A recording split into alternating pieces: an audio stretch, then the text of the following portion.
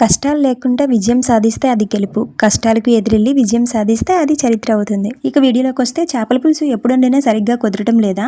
చేపలు తింటే చప్పచప్పగా మరుసటి రోజు వరకు ఉండిపోతుందా? అయితే ఇలా ఒకసారి ట్రై చేసేయండి. ప్లేట్లో 2 లేదా 3 స్పూన్లు కారం, 2 స్పూన్లు సాల్ట్, 1 స్పూన్ అల్లం వెల్లుల్లి పేస్ట్, అలాగే కొద్దిగా లెమన్ జ్యూస్ కూడా వేసుకొని కడిగి పెట్టుకున్న చేప ముక్కలను బాగా పట్టించి గంట లేదా 2 గంటలు పక్కనైతే పెట్టుకోవాలి. ఇప్పుడు స్టవ్ మీద ప్యాన్ పెట్టుకొని 3 to 4 టేబుల్ స్పూన్ వరకు ఆయిల్ అయితే వేసుకొని వేడెక్కాక కొద్దిగా మెంతులు, 1 స్పూన్ జీలకర్ర, 1 స్పూన్ ఆవాలు, అలాగే 3 to 4 పచ్చిమిర్చి తరుగు, 1 స్పూన్ అల్లం వెల్లుల్లి పేస్ట్ వేసి పచ్చివాసన పోయినంత వరకు వేగించుకొని ఆనియన్ పేస్ట్ కూడా వేసి పచ్చివాసన పోయి కొద్దిగా కలర్ చేంజ్ అయినంత వరకు వేగించుకోవాలి.